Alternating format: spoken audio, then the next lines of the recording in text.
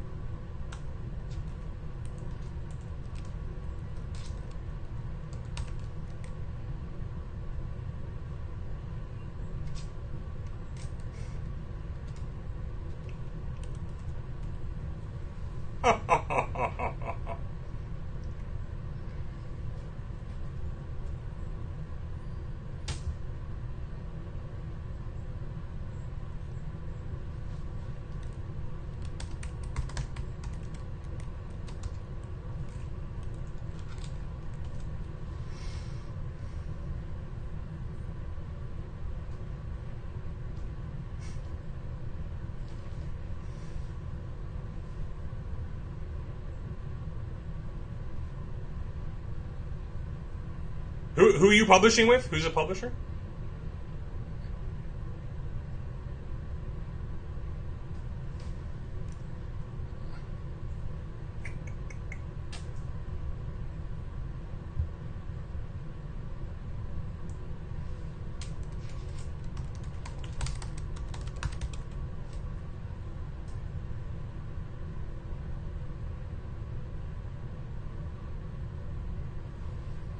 All right.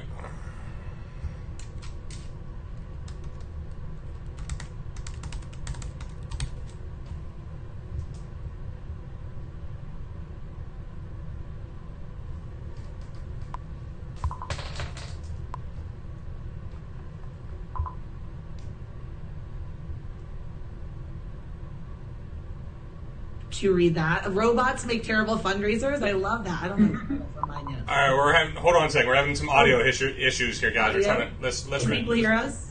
No, people can't. Let's see. How about now? They can hear me, but they can't hear you guys. So I'm trying to get this fixed. Ooh, sorry about that, all. Technical difficulties. You can hear. All right, now they can hear us. All right, we're good. Yay! All right. All right. So that entire thing you missed, which is fine. All right. It's take two. All right, welcome back. Let's start over. Hi, guys. Welcome to Nonprofit Nerds, Friday edition with myself, Josh Hirsch, and the fabulous Julia Campbell. And Steven, can we hear you? I don't know. Hopefully you can. I think we go. There we go. Everyone's now chiming back in. Julia's back. Steven Shattuck, say something. Hello, can you hear me? Okay, we're good. Yes, no. I'm going to assume that people can hear us, and we just talked for like 10 minutes and no one heard us, but that's fine. Yeah. What we were talking about, and welcome everyone, if you can hear me, and I think we can. I'm looking at the comments. We are here with Steven Shattuck, who is the Chief Engagement Officer of Bloomerang, and he's a fantastic speaker. I've seen him speak. I've seen him present. He's a great writer and fantastic on Twitter. He's actually, Josh, he might be challenging you for the GIF King. That was a good GIF the other day. I don't know. That GIF was unbelievable. That one. I keep that one for special occasions. Oh, I had thought that as someone asked that. Someone was like, no, he kept that. Like, shared it. Although I still like the one that John Lepp had sent of the Macho Man King Randy Savage. Oh, that was a great one. That's your like the gift that defines you. Yeah. That's a crowd tweezer. That is a good GIF. And listen to me. I'm saying GIF. I'm saying with a hard G now. There's no more. I know. Oh, really? I'm training myself. You came over to the GIF side. I did. Oh my god, that was always such like an argument that we. I know. Because we're dorks. You were a GIF holdout? Is that? He what was. I was. Wow. Peanut butter all the way. Okay. It's a G, not a J, but that's fine. I know. That's why I'm coming over the dark side. I'm a hard G now. Hard G. Okay. Well, that's awesome.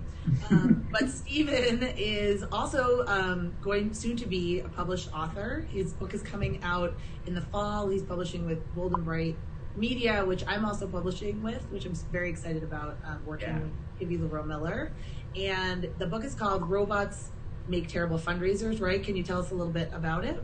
Yeah, it's all about kind of avoiding the dangers of automation in this sort of digital era of fundraising that we're in. So I'm going to kind of give you advice by channel of when you should maybe let the robots do their thing and when other times maybe they won't do as good of a job as you will with the personal touch. So it should be pretty fun. That's really cool. And that's definitely very topical and something that, I know that we get involved in Twitter wars over pretty frequently, or at least I do.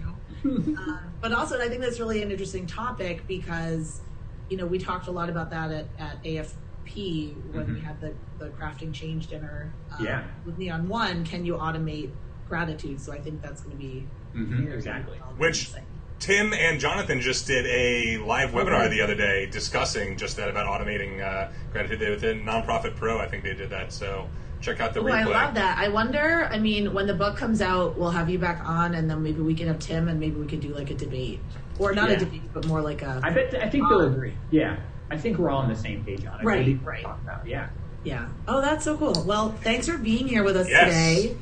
We're really excited to have you. So today we're going to talk about hidden gems in your donor database, overlooked donors, and you're going to tell us what to do, where to find them. Maybe we should just start out by explaining what you mean when you talk about hidden gem donors. Yeah, I think there are people in your database that are really like you, right? And they're almost crying out like, pay attention to me. I love your mission. I love your organization. But they don't maybe get the same kind of attention that other people in your database should or do. And those people should get attention. I'm thinking of people that are making very large gifts. They're donating frequently. Maybe they're a wealthy person in your community. And there's a lot of really good reasons to pay attention to those people, and you should. But there may also be people who are giving modestly, perhaps, or maybe have different sort of attributes that maybe show that they really like you. And those are the kinds of people that if you do spend a little bit of time on, not a ton of time, simple segmentation, communicating to them every once in a while, those people can become big time supporters for you in the future in the form of maybe bequests, plan giving, fundraising for you, maybe making their second gift they've never made, or maybe making their first gift. They're in your database, they like you, but they've never actually given. So those kinds of people, going beyond just, the lie bunts and the side bunts that we are always looking at, which is fine. Overdue pledges, those kinds of things we're looking at a lot. But, maybe things like volunteers who have never given, right? We want to ask them for money. Out-of-town donors, maybe they used to receive services from you, they moved, but they still really like you. Like those kinds of people, I think, are really worth some time and attention. Right. I hope that you will share the story of Save Buzzards Bay that you told at Cause Camp. I thought that was such a great example of I don't know if you felt overlooked or you were overlooked or whatever. I know they're a small organization, but tell the story about how they then courted you. They did. They won me over. Yeah. So this is an organization that I give to that is out of town. I'm in Indianapolis. They're in Massachusetts. They used to live there. I give to them monthly, and they do a really good job of recognizing the fact that, oh, he lives in Indiana. That's kind of weird. We should probably figure out what's going on here. So they send me awesome things. They send me handwritten notes. I got an actual handwritten note from them. They send me stickers, right? Which is awesome. Stickers. Love stickers. Stickers are great. And it makes sense because now I can kind of rep them in a different community, right? But out-of-town donors, I think, is a really easy one that you can run a report in. If you're an organization that has a local focus, right? If you're a nationwide organization, there are no out-of-town donors. They're all out of town. But if you are something that serves a specific city or community or region, that is a report that I would run today in your system. Yes. And think about how you can engage those people through lots of different channels, not just digital. But digital is great because you can reach people that are out of town, fast and personally. So I think that's a really clear example of exactly what I'm talking about. Those people that really like you, but they're giving $20 a year, $5 a month. They don't raise those alarm bells because so often we only look at gift amount and maybe frequency, but there's so many other attributes that can really form that fuller picture of an engaged donor. So we talked about out-of-town donors. That seems to make sense to me. If you're a small local nonprofit like a museum or a food pantry or something, an environmental group that doesn't fundraise nationally, right? Because you want to find out, that person has moved away, but they're still feeling that connection to you. Exactly. I think that's a really interesting one. What are some other segments that we look at? And also, how do we find these people? Well, hopefully if you're using software like a Boomerang or like a Neon you mentioned, it might be a little harder in like an Excel or MailChimp, but if you're using a database, an actual dedicated software, you should be able to run these types of reports. But it's just a matter of being a little creative. Usually the capability of the software is there, but the creative side on your part, I think, is kind of the missing piece, right? Yes. Another one I really like is monthly donors who give a 13th gift within the year. Ooh. So this is a really strong signal, in my opinion. So they're getting charged every month. They're getting maybe that automated receipt that might be a little boring, but they go above and beyond and they give an additional gift to maybe a campaign, or maybe they're responding to you in some way. That also should send out kind of alarm bells in your system. And again, that's another, monthly donors as a report, and then look for that additional transaction. That's someone who really likes you because they're going above and beyond the stated sort of pledge. It is kind of a pledge in some ways, to give you more. And maybe they give that 13th gift at the end of the year or on Giving Tuesday, or if you have like a spring appeal or some sort of special campaign going on. That should warrant a personal email, talking about digital, a handwritten note, a phone call, a video thank you, I think is great in terms of a digital acknowledgement. Josh is the king of that. He's doing a great job making thank you. I love thank you videos, by the way. Like, thank you videos is a nice fallback to all of these different types of constituents that we've talked about and we'll talk about, because it's digital and it can be fast and really easy to make, but it's also very personal. I think it can be just as personal, if not more personal, than a thank you call or a handwritten note. So the 13th gift I would look for. Okay. I would make that report right now if you're watching live, or if you're watching recording, you can do that. I love actionable. So just something we can do immediately after is look for those monthly donors that have given an additional gift. Yeah. And looking for, out-of-town donors or people that are overseas or people that are not in your locality. And then, okay, so we found these people. Yeah. We found these groups of people. We're going through our database. We're looking at maybe there's someone that we haven't connected with in a while, or they fall into these segments. So how do you usually recommend re-engaging them or contacting them, talking to them? I think depending on the type, I think one thing we haven't mentioned that's kind of a digital initiative is surveys. Surveys are so awesome. You can create a quick survey on a Google form, SurveyMonkey. If you use Boomerang, we have surveys in the software. Hey, you're an out-of-town donor. We don't know you. This is kind of weird. Could you pull out this quick 3-question survey? We want to get to know you, right? Why do you give? What's your connection to the cause? What do you expect out of us? It's simple. And research shows, there's research from the Donor Voice that shows that donors like it to be asked for their feedback on things. So not only can you get a lot of great information from the people who respond, but just receiving a survey, even if they don't answer it, just receiving it shows, oh wow, this nonprofit actually cares who I am, how I feel about them, what's going on. That's a really good one that you can put in, maybe automated emails, a quick link. Hey, why did you give today? Tell us what prompted your gift today.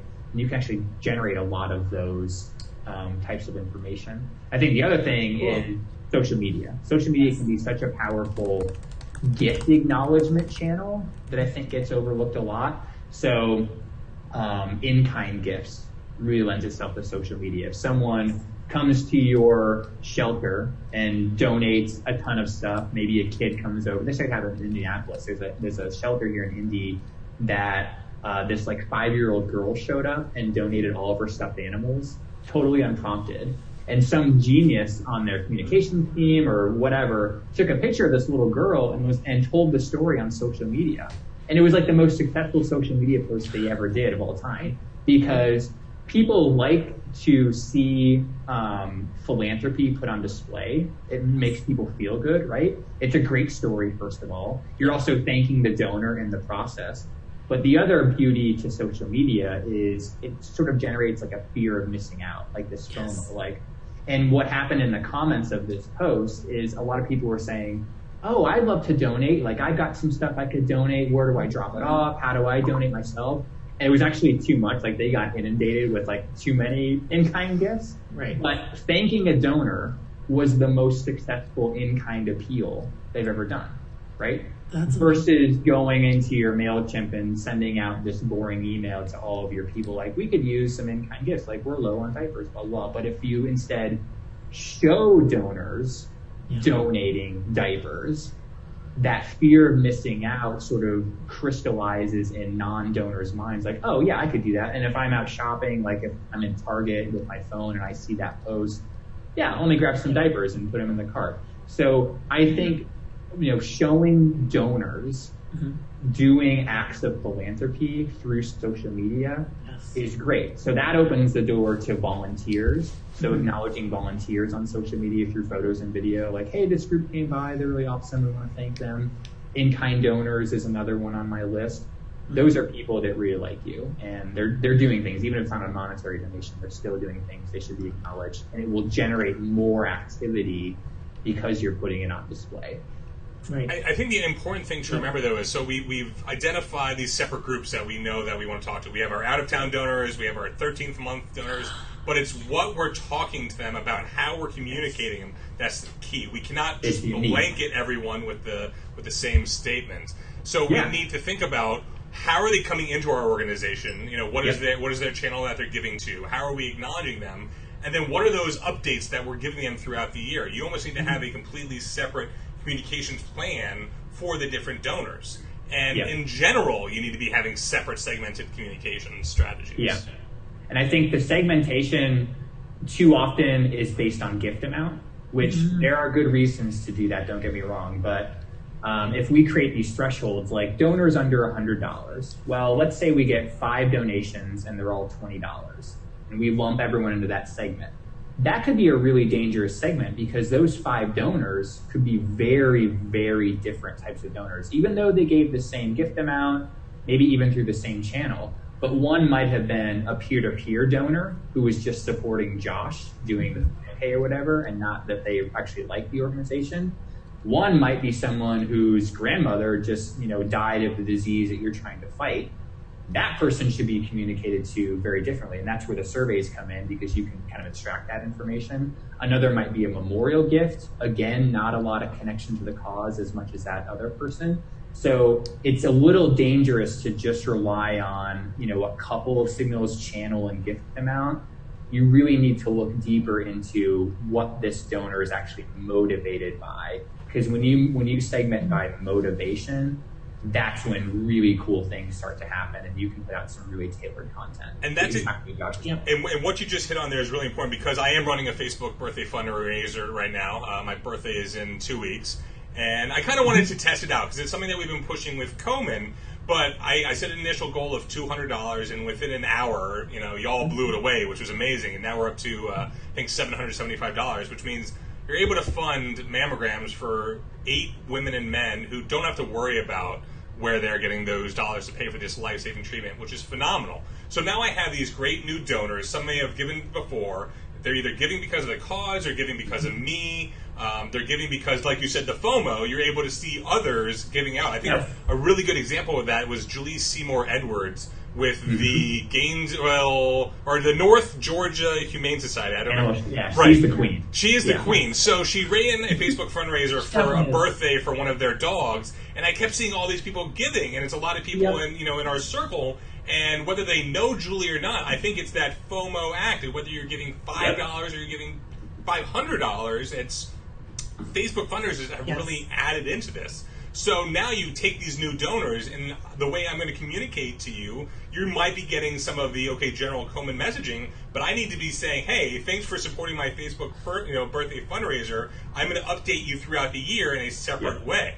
That's the key. They get communications that no one else gets, just like monthly donors should get communications that no one else gets because they're special and different, right? And I think that's the value of peer-to-peer. Like, peer-to-peer is awesome. I think sometimes peer-to-peer gets a little bit of a bad rap.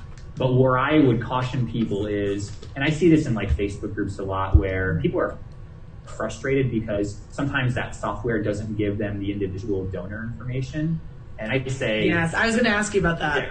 So my advice... What are your thoughts? Because that's definitely the number one pushback that I get from people in terms of social media fundraising, Facebook, Instagram. I think the bulk of the attention should go to the fundraiser. Absolutely, I agree. Right? Yes. You can beat yourself up over the head of trying to figure out who these people are, and oh geez, Facebook isn't giving me the contact information. Should we try to hunt them down? Nope. And you're an employee, Josh, and Julia is an employee too, so it's a little different. But if it's not an employee, if it's a donor who's also doing these fundraisers for you, I would just shower them with all of that thank you, because they really brought the gifts in, right? You could sort of soft credit them to all of those gifts who came in. And if you do get the contact information for those other donors, that's great. If you communicate to them, to answer your question, Julia, I would weave in that fundraiser. Hey, Stephen, thanks so much for giving to Josh's campaign, rather than, hey, Stephen, thanks so much for giving to Komen. Yeah. Oh, yeah.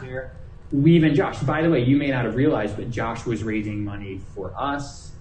And maybe the letter could even come from Josh. Hey, Stephen, thanks so much for giving to my peer-to-peer campaign. You may not have realized, but the money actually went to Komen. This is why I'm passionate about Komen. And you kind of have to remake the case for the org that was supported in the gift acknowledgement, if that makes sense. But make sure the fundraiser is really thanked very well, because you want them to do other fundraisers in the future. And they deserve a lot of soft credits for all those gifts that came in. Yes. That's another database thing, soft credit. That's something I learned at your session in Cause Camp, which I took honestly a notebook full of notes. But to remind the fundraiser, remind the donor where they came from. Remind them. Say, thank you for giving to Josh's fundraiser. I mean, that's just something that I think is incredibly smart and maybe can be automated. Have you seen that? Yeah. Potentially can be automated. I think this is where I see it a lot is for runs and walks. Yes. Because the org that's supported is usually really obscured there. Hey, I'm doing a 5K, would you donate? And it's not always, it's gotten better with Facebook, because when I donated to Josh, it was very clear that it was to support Komen. Yes. I think that's one of the benefits of this, and this is kind of what the book is about. There are good things, and there are things you kind of have to watch out for, right? But yeah, I'm leaving the fundraiser after the fundraiser is thanked, for sure.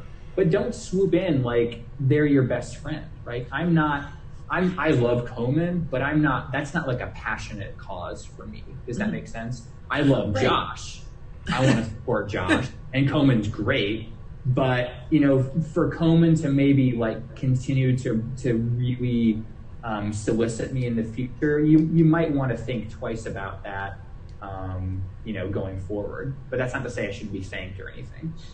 Right. I think that's an important point. And another thing that I learned in your session, don't come off as the person's best friend immediately. If it's their first donation. Yeah. Don't all of a sudden send them 50 things. And we were just talking about that earlier. Should you thank a peer-to-peer donor with a phone call and an email and a video and a this? How much is too much? Where's the balance? What do you think? Yeah. I think there is probably a point where it's too much.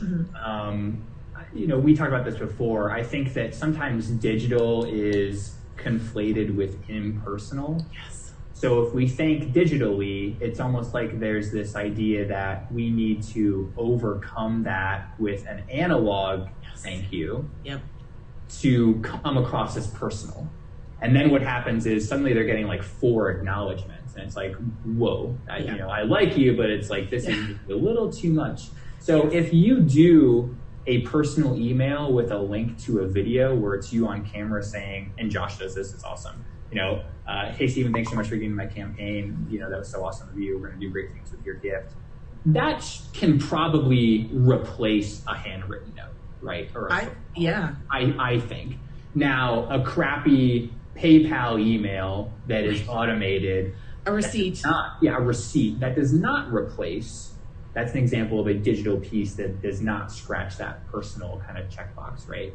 So I think that, and everyone's different. You might want to test this, because maybe people will like a ton of acknowledgments. Maybe that person is kind of needy or lonely and they like to get attention. I don't know, but there's probably always a point where it's too much. But don't think that just because it's digital, it's impersonal and you need to overcome it with a phone call or a handwritten note. And I love phone calls and handwritten notes. Like, I am a total, I don't like phone calls, but You don't like phone calls? No. I like them. My voicemail box is full and it will stay full forever. I don't get a lot of phone calls because I think people think that millennials don't like them. But like, when a nonprofit calls me, it's like, holy crap, that was really nice. Like a board member, hey Stephen, thanks for giving. You're a monthly donor, blah blah blah. Like, that kind of stands out. But everyone's different. So we have a question. That's the value of surveys. Like, that goes back to surveying, because knowing your donors.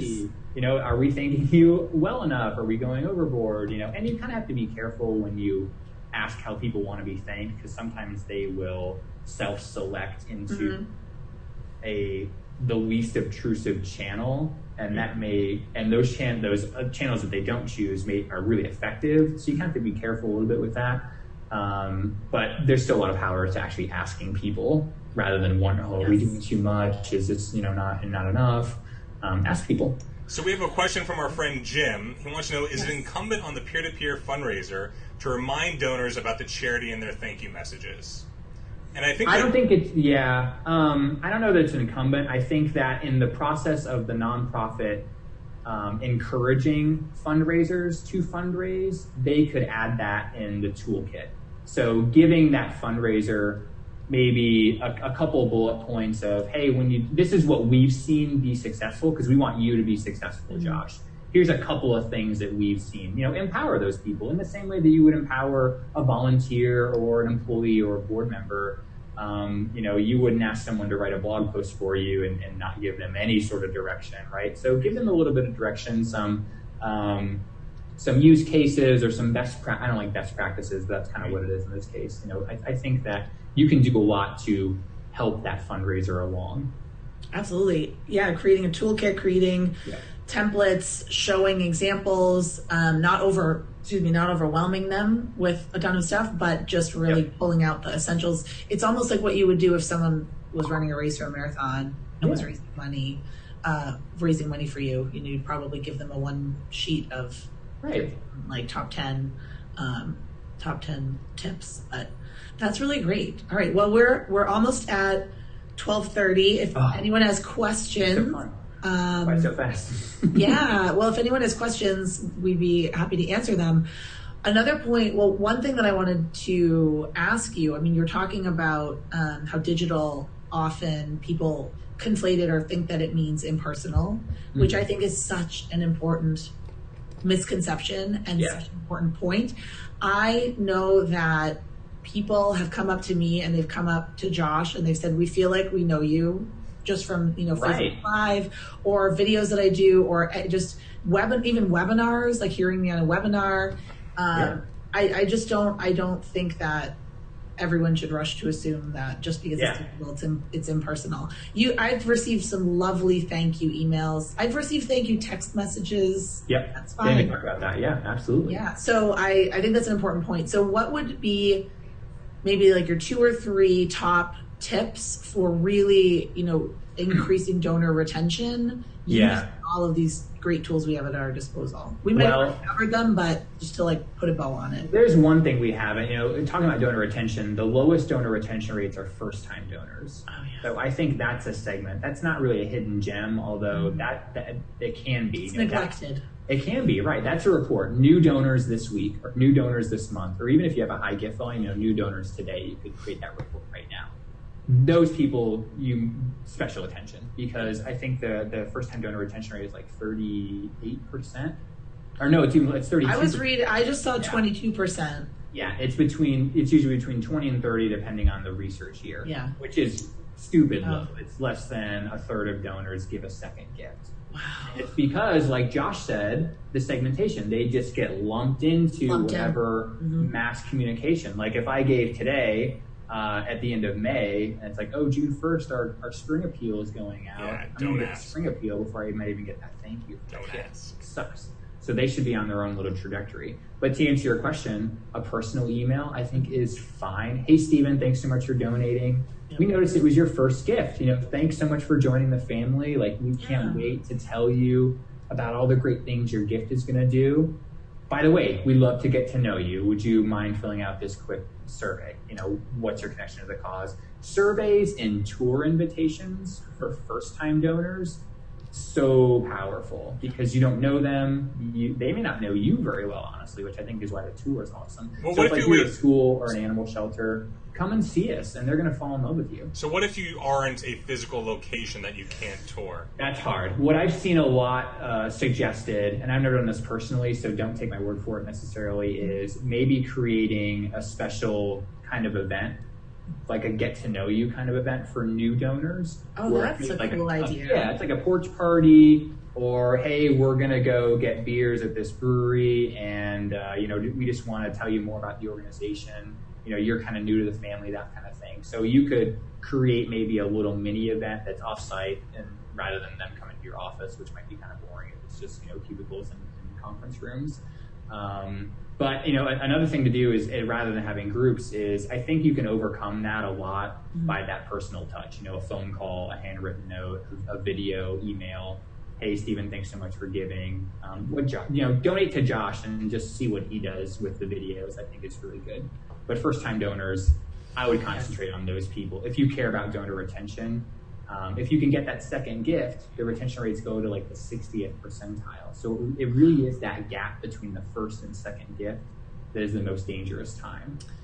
So the key takeaway for me is we can systematize this. We can create processes, and we can automate pieces of it. Yes. But we do still need, there still needs to be a person writing the email. There still needs to be a person speaking into the video. There still You just wrote my book. You just said my book in like 2 sentences. I don't need to write it. That's all it is. I get it. I finally get it. No. Oh, it's really cool. I'm really excited about it. But I love systems and checklists, processes and workflows, and that's what I love. Oh, yeah. So when both of you were talking, I was just thinking so new donor checklist. And Josh and I presented on this, how to create a new donor, or how to wow your donors with digital and email and what kind of systems to set up. But what do you do when a new donor comes in? Like you said, Stephen, do you run a report every day? Do you run it every week? Do you run it every month? Block out time in your calendar? All those things. Out what you're going to do? Are you going to send cause-vid videos? Are you going to send emails? Are you going to make phone calls? So just kind of make a system so it doesn't seem as overwhelming. Yeah, you said it. And not be afraid to change that system. Yes. You've done it for a while. Let's try something new and see if it does better than what it did before. Not locking yourself in once you have the system, I think, is important too. Great. Well, thanks so much. And where can we find out more about you? Where's the best place to find you online? I'm on the Twitters. I post really stupid things that people seem to like. They get 1 million likes. Yes. It's my dad jokes. I don't love dad jokes. It's ridiculous. If you're in Indianapolis, come and see me because it's Indy 500 weekend. If you like race cars, take you to a race. It's Carb day, right? It's carb day.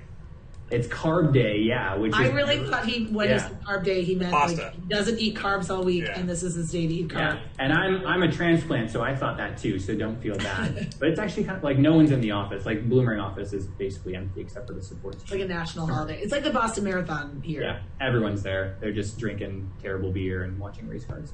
Nice. Okay, and then to sign up for your free webinar series, go to boomerang.co. Yeah, there's a webinar button every week. You've been on. I'm going to be on in November, and I think the next one is Tom Ahern. Tom Ahern next week. Brand new presentation, never before seen. He's going to tell you all about how to convince your boss to try something new. Ooh. Yeah. That's awesome. I I hope the bosses show up too to the actual session. Really? Cool. All right. Well, we'll put that link in the comments, and we'll put your Twitter bio. Thank you so much for being here with us. Thanks for having me. Yeah. Yay. So, well, I'm not sure. I don't know when our next one is, Josh. We're not that organized yet. Well, I think we're taking a little break because you can find Julia and I, the Nonprofit Nerds, will be at Planet Philanthropy, which is in Florida and St. Augustine. Yep. We will be doing 3 different sessions. We'll be doing a carryover from AFP International. We're doing our donor social media and email engagement series session. Julia is doing a session on storytelling, her wheelhouse. And then we're doing an interactive how-to on Instagram stories and engaging your audience. So that should be a lot of fun. There's some great speakers that will be at Planet Philanthropy in St. Augustine here in a few weeks. Definitely come check it out. That's a good event. It is a great event. Yeah. And we definitely I'm excited.